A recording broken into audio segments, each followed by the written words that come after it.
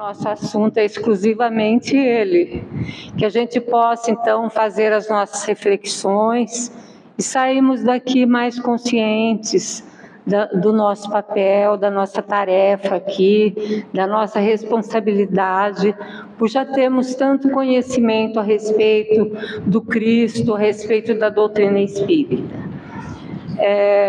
Essa época de Natal, sempre quando vai se aproximando o mês de dezembro, as pessoas ficam mais sensíveis, ficam mais dispostas à prática da caridade, procurando algo para fazer. Na casa espírita, muita gente chega e fala para a gente: olha, o que eu posso ajudar? E a gente sente esse espírito de fraternidade, de solidariedade.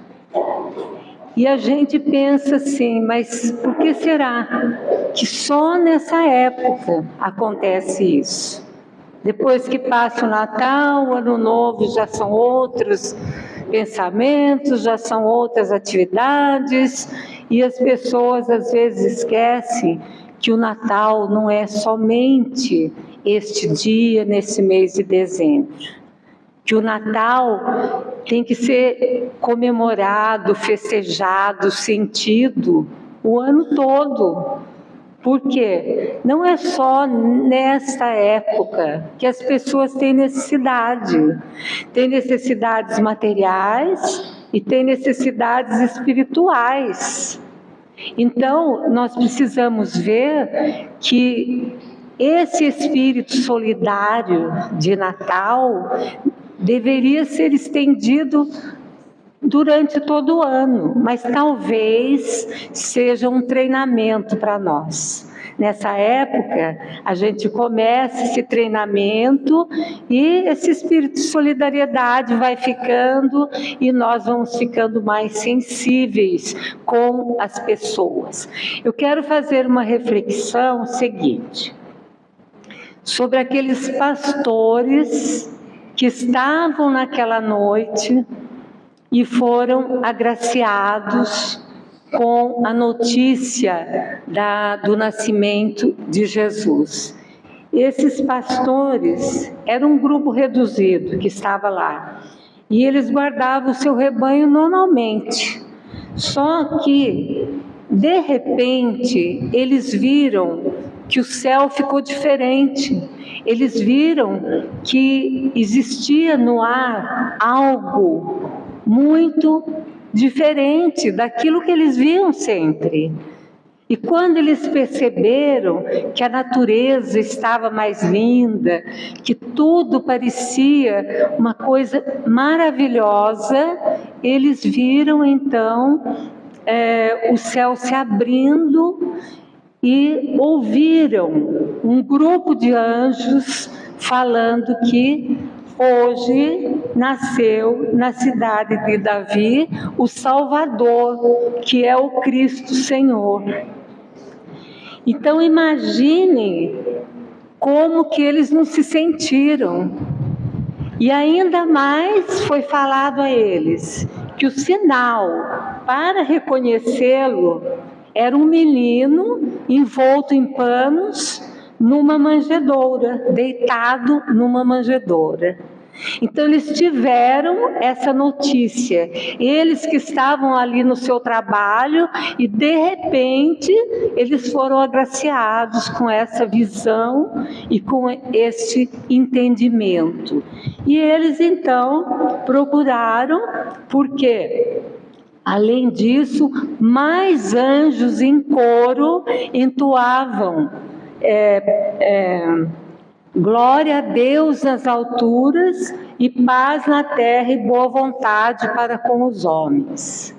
E eles ficaram maravilhados e foram à procura desse menino e encontraram em Belém, extasiaram-se quando viram aquela criança. Era tudo diferente, cercada de animais ali. Os animais chegaram ali para talvez dar um aquecimento, porque era uma noite muito fria. E ali, por que a gente fala que tinha animais? Porque era um lugar onde se guardavam animais. Maria e José não tiveram outro lugar para passarem a noite, porque estavam todos os lugares cheios de caravanas, de pessoas. E imagine Maria, naquele momento sublime, quase dando à luz, se ela podia ficar exposta em algum lugar, no meio do povo. Não tinha jeito. Então José tinha procurado aquele lugar, que era um lugar mais reservado, era um tipo de uma caverna, onde as pessoas guardavam os seus animais à noite, para eles não ficarem ao relento. E lá tinha então um tipo de uma manjedoura onde Maria colocou o menino. E foi ali que os pastores encontraram essa criança. Ficaram tão empolgados com a presença do Salvador, porque eles sabiam, todos sabiam já de antemão, as profecias diziam da vinda de um Salvador, de um Messias. Então eles ficaram muito empolgados com tudo isso, né? E eles pensaram, para nós a vida vai ter outro sentido. Não vai ser a mesma coisa mais, depois de termos essa notícia e constatarmos então a presença do Salvador. E eles então se propuseram naquele momento a serem servidores daquele rei, que eles sabiam que era o Messias prometido. Só que a participação desses pastores foi somente aquela noite. Eles desapareceram no anonimato. Somente aquela noite que eles ficaram ali, extasiados, dando louvores a Deus, adorando aquela criança que eles acharam. Eles não estavam ao lado de Jesus menino, nunca eles estiveram ao lado de Jesus quando ele era criança. Eles não seguiram a pregação de Jesus quando Jesus começou sua pregação. Eles não se tornaram discípulos de Jesus. Eles não deram a vida pela causa evangélica. Então aquele grupo reduzido de pastores que foram tão agraciados com aquela boa nova, com aquela notícia, eles voltaram para os seus afazeres. Eles viram a natureza se vestir de festa, eles experimentaram emoções tão santas naquele momento, mas depois continuaram a cuidar dos seus rebanhos. Esqueceram que ele, aquela criança que eles estavam ali vendo, convocava todos os homens de boa vontade para o seu serviço. Esse fato, gente, se repete com muitos espíritas. Vamos falar de nós agora. Embora somos agraciados com os ensinamentos sublimes do Espiritismo, revelações de onde nós viemos, por que estamos na Terra, onde vamos, equacionaram problemas do destino e da dor, nos fala, a doutrina espírita nos fala desses problemas. No Evangelho segundo o Espiritismo, capítulo 5, das nossas aflições, explicando as causas das nossas aflições. O Espiritismo nos trouxe leis eternas que regem o universo de causa e efeito, reencarnação, sintonia mediúnica. Gente, olha quanto conhecimento para nós, para a nossa vida. Os espíritos superiores ilustram os seus ensinos com visões do além, nos mostram coisas que não é só aqui na Terra, que para lá, no plano espiritual, quantas coisas maravilhosas. Isso projeta as nossas mentes em objetivos superiores, faz com que não queiramos ficar apenas nessa vida nossa aqui na Terra, mas que a gente queira também fazer algo diferente, para que a gente possa ser tão agraciado com esses ensinamentos. Inunda os nossos corações de conforto e esperança. Tudo isso a doutrina espírita nos traz, nos revelando o porquê da nossa vida, para que nós estamos aqui. Quer dizer que nós somos os novos pastores de Belém, deslumbrados com tanta luminosidade. Nós ficamos deslumbrados com o conhecimento espírita.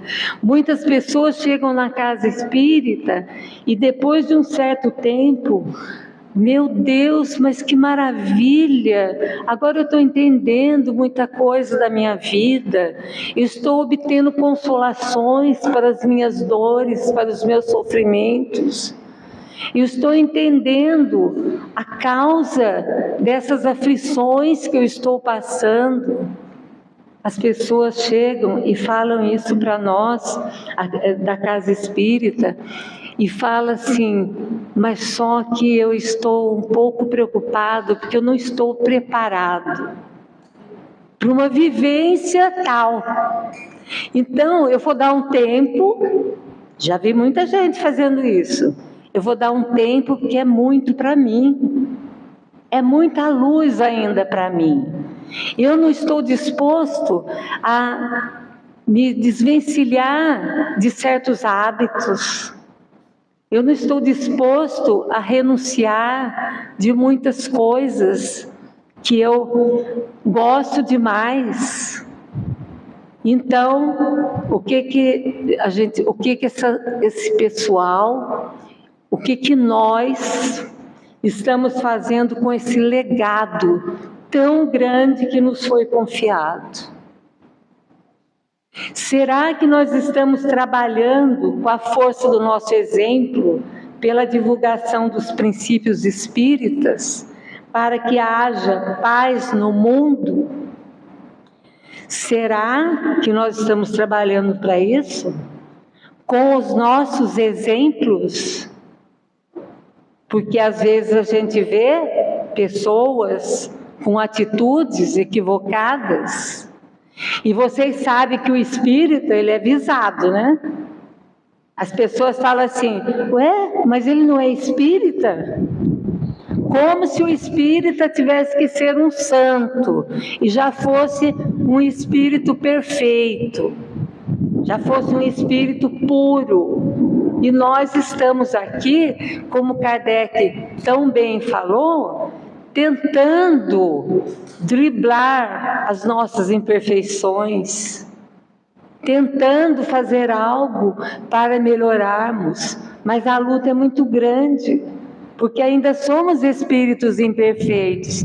Aquela escala do Livro dos Espíritos, nós estamos lá nos espíritos imperfeitos, porque os espíritos imperfeitos não constam só daqueles espíritos maus, como nós possamos pensar, mas são espíritos que ainda não alcançaram um nível evolutivo de bondade, de moralidade.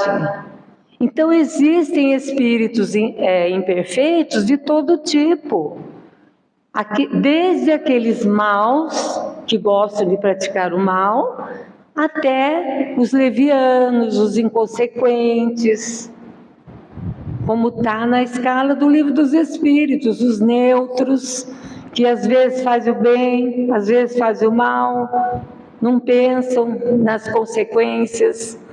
Então, nós estamos trabalhando com o nosso exemplo, como foi perguntado, e uma pergunta muito interessante: permanecem os interesses de Deus acima dos desejos humanos? Quando nós estamos trabalhando, permanecem os interesses de Deus para que haja união, para que haja uma fraternidade entre as pessoas, para que as pessoas sejam pacientes e tolerantes umas com as outras, ou são os nossos interesses? Eu faço o trabalho de um jeito e não admito que um companheiro queira mudar aquele trabalho.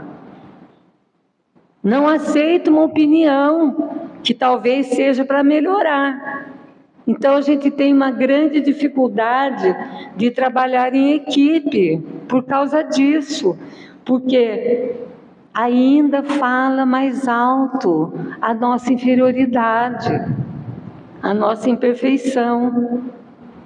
No Evangelho segundo o Espiritismo, fala que nós devemos calar as nossas discórdias para que o trabalho aconteça. Nós devemos abrir mão, da nossa intelectualidade, às vezes achando que nós sabemos muito mais do que os outros, mas às vezes é só o intelecto.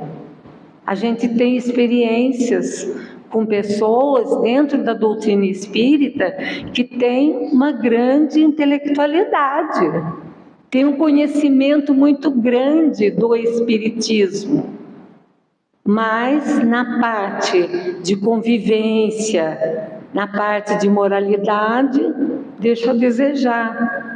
E quando chegar no plano espiritual, não adianta bater o pé e falar assim, mas eu fui um espírita que dei a minha vida, trabalhei no centro espírita demais, ajudei muita gente, fiz tudo que eu podia, deixei de lado as minhas vontades e fiz isso, trabalhei demais para isso. E daí vão perguntar assim para nós, e para você, o que você fez? Você trabalhou o seu interior? Você conseguiu enxergar em você o que você precisava mudar para poder conviver melhor com as pessoas? Porque a inteligência intelectual, gente, é fácil, o conhecimento a gente adquire muito. E a parte emocional? Como é que fica? A gente tem que trabalhar isso, E a parte espiritual? A gente tem que trabalhar muito. Então, será que nós nos esforçamos para corresponder às esperanças que Jesus deposita em nós? Vamos lembrar que Jesus veio à Terra e muita gente não tem nem consciência disso. O que ele veio fazer aqui? Muita gente acha que ele apareceu do nada aqui, deu algumas lições, deu alguns exemplos e foi ao sacrifício.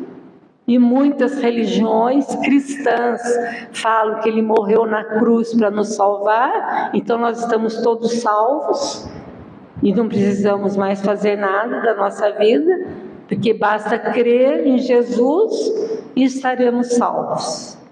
E isso é um grande engano. Temos que crer em Jesus, mas temos que saber que Jesus é o nosso modelo, é o nosso guia, é o Espírito mais perfeito que já pisou no solo da terra. E ele vem num sacrifício tão grande. Muitas pessoas acham que o sacrifício maior de Jesus foi morrer na cruz. Mas não foi, gente. O maior sacrifício de Jesus foi encarnar entre nós. Porque para encarnar entre nós, nós sabemos, quem estuda um pouco de espiritismo, sabe que o perispírito, que é o nosso corpo espiritual, aqui na Terra, ele é ainda um tanto denso, apesar de ser um corpo fluídico. Por quê? Porque ainda nós estamos num nível evolutivo, nós estamos num planeta de provas e expiações. Graças a Deus, candidatos a um planeta de regeneração. Candidatos. Mas se a gente não se esforçar, nós vamos ficar milênios no planeta de provas e expiações. Porque depende de cada um de nós. Cada um de nós melhorando, nós estamos contribuindo para a melhora do planeta. Será que a gente está se esforçando para corresponder a essas esperanças que Jesus deposita em nós? Nem sempre. Nem sempre. Passadas essas emoções mais fortes do encontro com a terceira revelação, que é a doutrina espírita, o que a gente faz? Nós tendemos a cuidar dos nossos rebanhos. Achei maravilhoso, lindo, tudo bonito, me consolou, mas na hora que começou a me incomodar, porque eu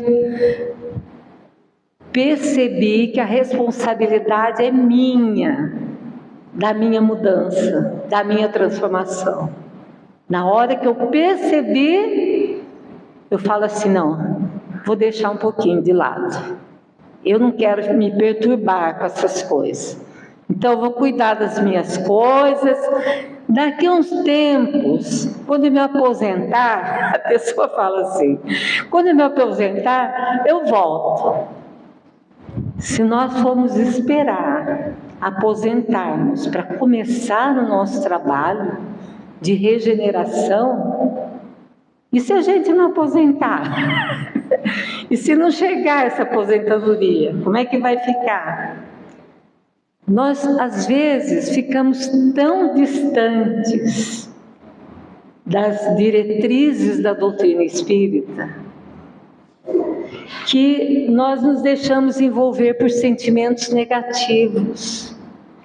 Como pode uma pessoa que tem tanto conhecimento da doutrina deixar-se envolver por sentimentos negativos, pressentimentos, frustrações, medos, esquecidos que somos filhos de Deus, nós somos herdeiros da criação? Por que acontece isso? Porque nós entramos no Espiritismo, mas nem sempre o Espiritismo entra em nós. Quando que o Espiritismo entra em nós? Quando nós percebemos que temos que mudar. Que aquela vida, aqueles sentimentos negativos, aqueles hábitos que não dizem mais respeito a nós, têm que ser deixados de lado. E é aí que vem o nosso sacrifício. Os primeiros cristãos tinham como sacrifício dar a vida pela causa. Eles morriam pela causa. Nós não precisamos morrer para isso. Basta que a gente faça esse autoconhecimento que tanto é falado, essa tão falada reforma íntima que a doutrina espírita nos traz. Eu prefiro falar renovação interior, porque reforma dá a impressão que a gente está consertando uma coisa velha. E o que nós precisamos é tirar tudo que não presta de dentro para colocar as coisas novas. Renovação interior. Às vezes preocupamos muito com as coisas que vêm de fora, com as exterioridades, mas não cuidamos do que está dentro de nós.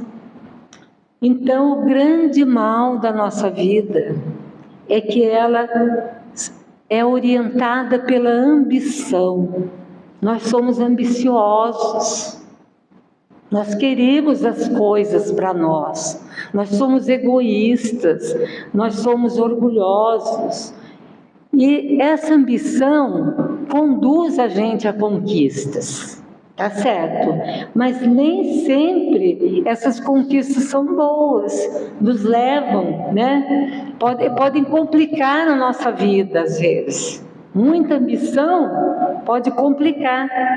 Nós precisamos ter vontade de progredir, vontade de crescer, tanto materialmente, espiritualmente, mas às vezes muita ambição acaba nos frustrando. É um combustível, a ambição potente, mas que ela gera às vezes forças desordenadas para nós e faz com que, por pensar muito em nós mesmos, nos tornamos infelizes, porque o egoísmo nos torna infelizes. A pessoa que é egoísta, ela não é feliz. Por que ela não é feliz? Porque ela quer tudo para si, ou para os seus. A gente convive às vezes com pessoas que são fechados dentro do seu ciclo familiar, do seu nível familiar, e não abrem nem um pouquinho, não olham fora daquilo para as outras pessoas. Se percebem a necessidade alheia, fala assim, mas eu não tenho nada com isso, porque não é nada meu, não é meu parente, e nós sabemos que nós temos tudo a ver com todos. Nós não estamos aqui para viver isolados ou só para nós. Nós temos tudo a ver com todos. Então, quando a gente pensa somente desse lado da ambição e do egoísmo, nós vamos ter o quê? Um Natal também egoísta, né? Nós vamos ter um Natal materialista. O que nós vamos fazer nesse Natal? Vai ser para nós uma ocasião a mais de gozos terrenos, com festas, comidas, bebidas, coisas, presentes. Não é que isso seja errado, mas não pode ser só isso. Às vezes nos deixamos levar. Nessa época de Natal, a gente vê pessoas desesperadas, fazendo compras, gastando aquilo que não tem, para poder comprar, às vezes, um presente caro, que não é do seu nível material, mas precisa, porque é Natal, tem que fazer isso. Tem que fazer uma festa com comida, muitas comidas, excessos, muitas bebidas. Às vezes gasta-se o que não tem e depois, no mês de janeiro, meu Deus do céu, né? E como nós estávamos comentando antes da palestra, nessa época do ano, as casas espíritas, elas ficam meio que esvaziadas. Não sei se vocês notaram isso, que as casas espíritas ficam esvaziadas, porque as pessoas têm compromissos de festas, de compras, de outras coisas. E daí, depois que passa o Ano Novo, quando chega o mês de janeiro, voltam daquele jeito, né? Estropiados, doentes às vezes, carentes, porque estão sofrendo, porque não deu certo tudo aquilo que eles almejaram, porque se esgota a saúde com tudo isso. A saúde às vezes se esgota, excessos, comilanças, muita bebida, muito trabalho. Explora-se o próximo sem qualquer escrúpulo. Sobrecarrega aquelas pessoas que são os funcionários, os serviçais, que é tudo de uma vez, muito bem feito, tem que aprontar tudo rápido, né? Discute, se grita, reclama quando não dá certo das coisas. E daí? As nossas vidas deveriam ser inspiradas no ideal cristão. Se nós nos inspirássemos no ideal cristão, a gente saberia que é força que transforma o homem. O ideal cristão é uma força que transforma o homem, a edificação do espírito. A lição de Jesus para nós, ele não veio aqui para falar, você esteja salvo, mas ele veio nos dar os instrumentos para que nós possamos nos salvar. Somos nós que nos salvamos, ninguém vai nos salvar. Então, por pensar em ajudar, amparar, socorrer, eleva-se a vivência do amor. Quando nós pensamos em ajudar, quando nós socorremos os outros, quando nós estamos elevando a nossa vivência do amor, o que nós estamos fazendo? Nós estamos seguindo a lição de Jesus. E eu ouvi uma palestra ontem, muito bonita, falando da lição da manjedoura. Vejam bem, um espírito puro como Jesus, para vir à Terra, nós sabemos que ele teve dificuldades de vir adensando os planos espirituais até chegar ao nosso plano mais grosseiro, para poder aqui ter um corpo de carne para estar vivendo entre nós. Olha a dificuldade que ele enfrentou.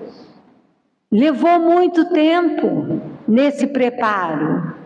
Vejam bem que primeiro Jesus enviou, porque como governador planetário, ele enviou muitos dos seus correligionários à Terra. Todos aqueles antigos que vieram com lições do bem, com lições do amor. Krishna, Lao Tse, Confúcio, todas aquelas pessoas que vieram antes de Jesus, trouxeram lições de prática do bem, de caridade, de amor ao próximo. Ele enviou, mas chegou um determinado momento que ele falou, agora eu vou. E ele fez uma reunião no plano espiritual com os espíritos que eram aqueles mais chegados dele, espíritos puros, os Cristos, porque nós conhecemos um Cristo, que foi o único espírito puro que veio à Terra, Jesus, com o nome de Jesus. Mas existem muitos espíritos da ordem crística, que são de outros orbes, de outros planetas. E Jesus, o governador planetário da Terra, participou desde o início da formação da Terra, até hoje, cuidando de nós, nos deu uma lição da manjedoura. Ele poderia vir num palácio, ele poderia vir cercado de riquezas, de pessoas servindo, mas o que ele quis, o que ele resolveu? De cara, gente, no nascimento dele aqui na Terra, a lição do desprendimento. A lição do desprendimento, não tinha nada, e na vida toda dele, ele não teve nenhum bem material. Eu não estou falando que é para a gente se desligar dos nossos bens materiais, porque senão nós vamos dar trabalho para as outras pessoas. Mas ele é o exemplo máximo. Sabe aquele exemplo que é aquele maior, e para a gente copiar, a gente vai conseguir copiar o mínimo. A gente não vai conseguir copiar tudo, mas o mínimo que a gente copiar já vai ser bom para nós. Desprendimento. E o outro exemplo da humildade. Jesus foi uma criatura humilde. Ele nunca se impôs a ninguém. Ele nunca impôs nada. Ele convidava as pessoas. As pessoas aceitavam ou não. E ele convidava a todos. Não somente aqueles que comungavam com as suas ideias. Ele veio para todos. Ele não veio somente para aquele povo, para aquela raça, mas ele veio para a humanidade toda, porque ele é o nosso governador planetário. Então ele cuida da humanidade inteira. Então, quando nós, então, temos essa lição da manjedoura e pensamos, por que eu vou ser tão egoísta? Por que eu não vou olhar um pouquinho para as outras pessoas ao meu lado? E eu não estou falando só de coisas materiais, não. Tem pessoas que convivem conosco que necessitam de ajuda, mas não é ajuda material, não. É uma palavra amiga, ouvidos que ouçam a dor do outro, o que o outro está passando. Nós não sabemos ouvir. Quando uma pessoa vem falar alguma coisa para nós, das suas vidas, quando a pessoa começa a falar, nós já estamos com o nosso pensamento muito tagarela, porque o nosso pensamento não para. Nós já estamos pensando na resposta que nós vamos dar para a pessoa.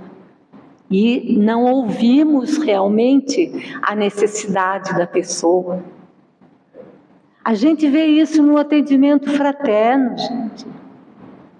Tem pessoas que chegam no atendimento fraterno e a gente tem que deixar a pessoa falar, contar a sua história, falar da sua vida, falar dos seus problemas, das suas dificuldades. E a pessoa fala, às vezes 15, 20 minutos sem parar. E depois que ela acaba de falar, ela fala assim, muito obrigada, você me ajudou muito. E a gente não falou uma palavra, a gente só ouviu. Então vamos aprender a ouvir mais, né? Para que a gente possa observar esse exemplo da simplicidade do Cristo. Então, quando a gente observa esse exemplo da simplicidade do Cristo, como é que nós vamos passar o nosso Natal? Nós vamos passar um Natal normal, reunir nossa família, nossos amigos, mas não vamos esquecer de agradecer a Jesus. Não vamos esquecer de louvar a Deus por permitir que o seu Filho amado viesse até nós, para nos trazer esse exemplo. Vamos lembrar sempre de agradecer. Vamos confraternizar com todas as criaturas. Vamos alegrar os nossos amigos, mas também vamos tentar reconciliar com os nossos inimigos. É uma época que a gente deve aproveitar. No início eu não falei que o ar fica mais rarefeito, que as energias boas, a gente sente isso chegando a época do Natal.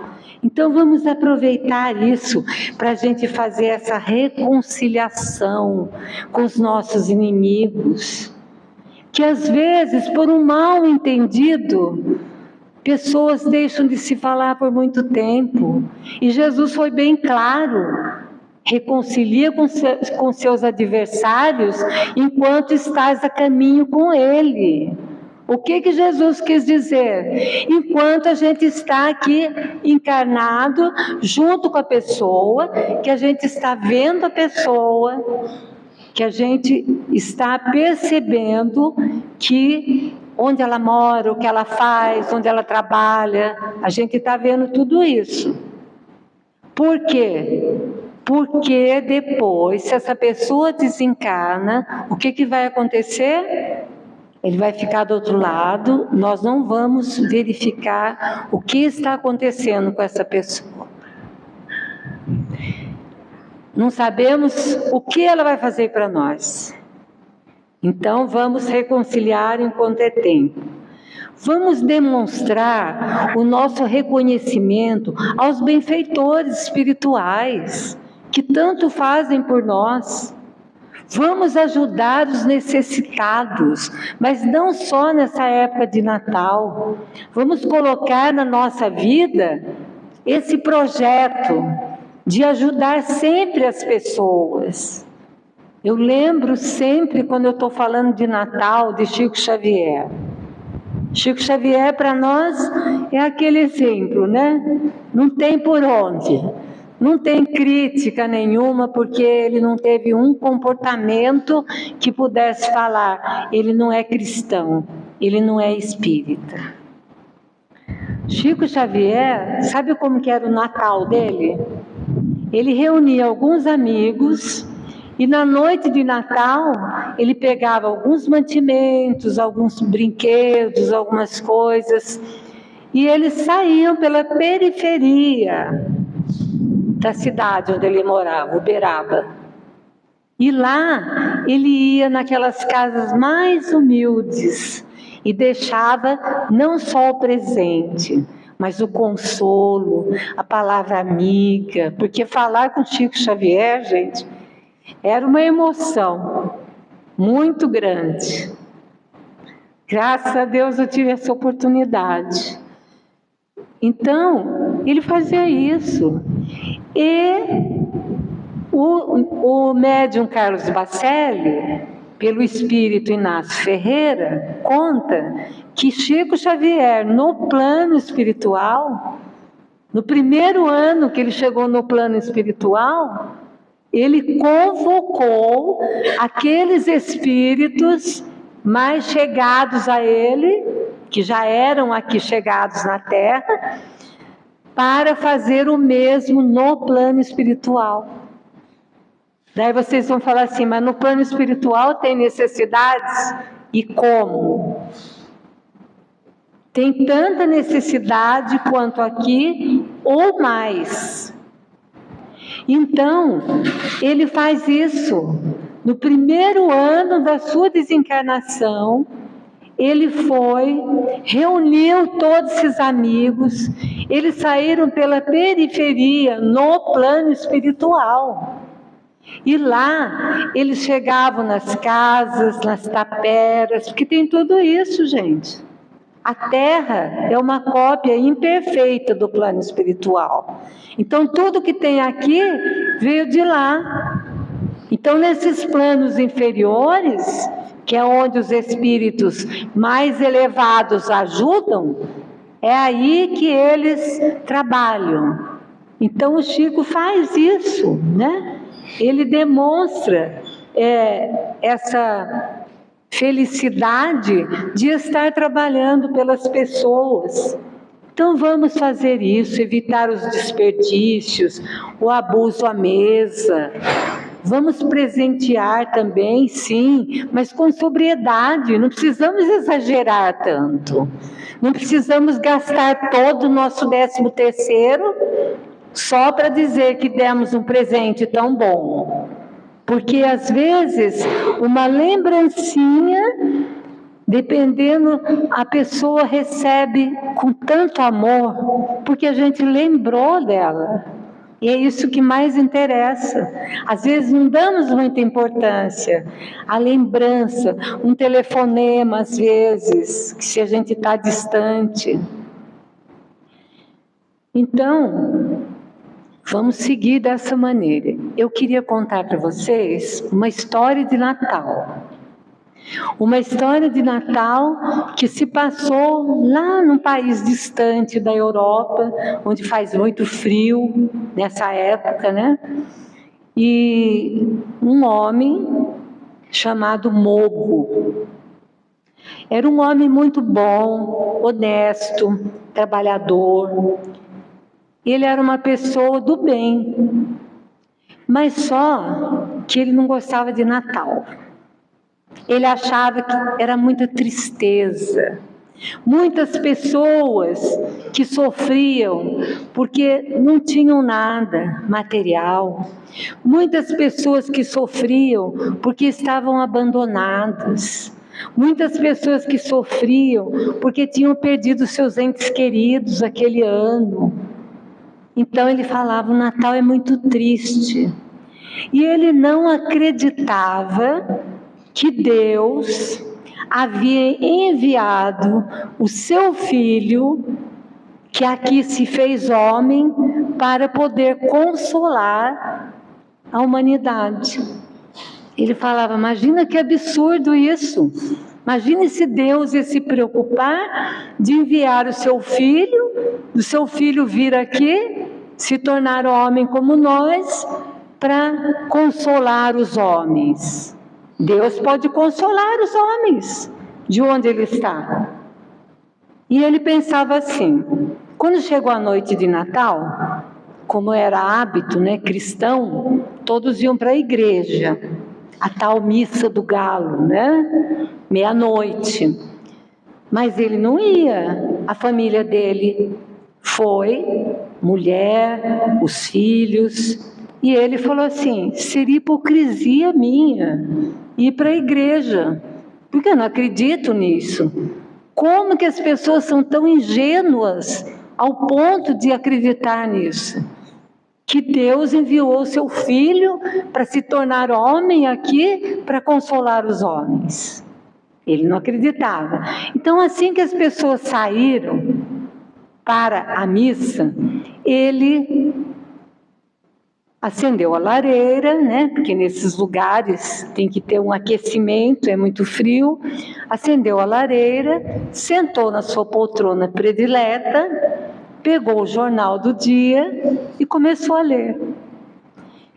E ele estava ali na sua leitura, quando ele ouviu um barulho no vidro da janela. E seguido de vários barulhos, pancadas. E ele pensou assim, algum engraçadinho que está jogando bola de neve para me incomodar. Acendeu a luz da garagem e viu que não era nada disso. Alguns pássaros que foram acometidos por uma tempestade perderam o rumo de onde eles se dirigiam, e como eles viram a luz na casa dele, eles se dirigiram para lá, talvez procurando um aquecimento. Só que eles batiam no vidro e caíam, e agora eles estavam com as asas machucadas e não podiam mais então voar. E ele viu aqueles pássaros ali no chão e ele ficou condoído com aquilo. Coitados, eu quero aquecê-los. E ele tentava então de toda maneira levar esses pássaros para dentro da garagem, porque lá acendeu a luz, eles ficariam aquecidos, mas os pássaros ficavam imóveis, eles não se moviam. Daí ele fazia de tudo, tentava empurrar, eles ficavam imóveis. Ele foi lá dentro, pegou um miolo de pão, fez um caminhinho até a garagem para ver se eles iam comendo, e eles imóveis. E ele ficou desesperado, porque ele queria ajudar aqueles pássaros, mas não tinha jeito. Daí ele parou e falou assim, ai meu Deus, se pelo menos eu pudesse me transformar em pássaro, por um minuto que fosse, e eu acolheria esses pássaros, e eles confiariam em mim. Nesse momento, o sino da igreja tocou as 12 badaladas da meia-noite. Um daqueles pássaros se transformou num anjo e falou assim para ele, agora você acredita por que Deus precisou enviar o seu filho para se tornar homem? para poder ajudar os homens, ele ficou boquiaberto, ajoelhou e falou: meu Deus, perdão, agora eu estou entendendo que somente um homem pode ajudar o outro homem. Deus só tem o homem para poder cuidar do outro homem. Nós somos os braços de Deus. Então ele pediu muito perdão e entendeu a lição. Por que Jesus precisou então encarnar entre nós? Para nos consolar e para nos ajudar. Se nós pensarmos nisso, nós teremos sempre um Natal espiritual. Porque o Natal material a gente tem mesmo. Eu lembro na minha casa, na infância, que a gente sempre, minha mãe era muito católica, ela fazia presépio. E a gente se reunia em torno do presépio para rezar. Quando dava meia-noite, todo mundo se reunia no presépio e a gente ia fazer as nossas orações para depois a gente participar da ceia. Então é tão importante que a gente tenha esse Natal espiritual, que a gente entenda esse Jesus se fazendo homem para cumprir uma das mais belas tarefas, né?